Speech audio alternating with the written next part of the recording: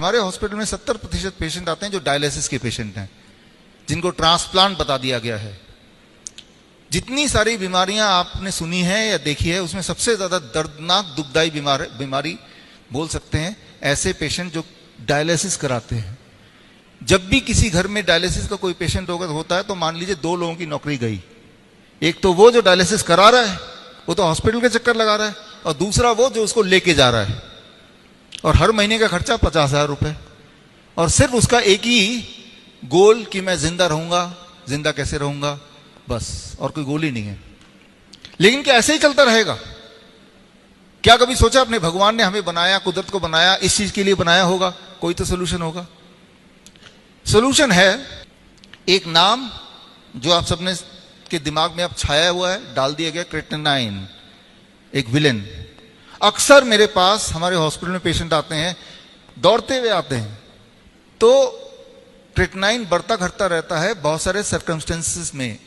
जब आपको कोई भी इंफेक्शन होता है, इन्फेक्शन, बैक्टीरियल इन्फेक्शन, तो इन्फेक्शन कहीं फैले ना, बॉडी क्रेटिनाइन को बढ़ा देती है, राइट?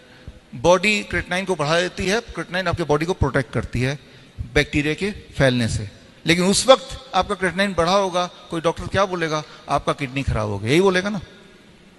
जो लोग स्टेरॉयड लेते हैं, दिया जाता है उनको, उनका क्रेटिनाइन बढ़ जाता है, क्योंकि स्टेरॉयड्स का जो नुकसान है, उस नुकसान को कम करने के लिए क्रेटिनाइन एक अच्छा रोल प्ले करता है।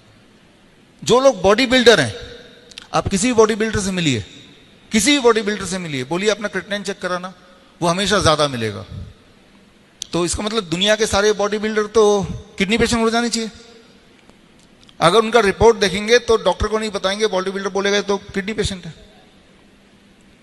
क्योंकि जितना ज्यादा मसल बॉडी में होगा, उतना बॉडी में क्रेटिनाइन बनेगा। 5वां कारण, कभी कभी कुछ लोगों का किडनी फेल करता है तो उनका भी क्रेटिनाइन बढ़ जाता है। 5 में से एक कारण बता रहा हूं, लेकिन वो 4 कारण तो छुपा लिए गए। और जब भी किसी का क्रेटिनाइन आप चेक करेंगे तो थोड़ा भी इधर उधर होगा तो उसके दिमाग में डाल दिया आपका किडनी फेल हो चुका है। अब ये जो सोच है किडनी फेल हो चुका है, तो वो दिन रात दिमाग में चलेगा। हमने ये देखा है कि ये सोच जब दिमाग में चलता है तो हॉस्पिटल में अच्छे खासे जो लोग आए होते हैं और उनकी हालत कितनी खराब होती है, चाहे वो बिल्कुल हेल्दी हैं, लेकिन अगला रिपोर्ट जब आता है तो वो रिपोर्ट देख के विद इन फ्यू मिनट्स वो एकदम पेशेंट बन जाते हैं। Nocebo effect. बड़ी से बड़ी बीमारी का आसान से आसान इलाज घर बैठे ही हो सकता है। अधिक जानकारी के लिए कांटेक्ट करें nearest doctor BRC clinic @ home.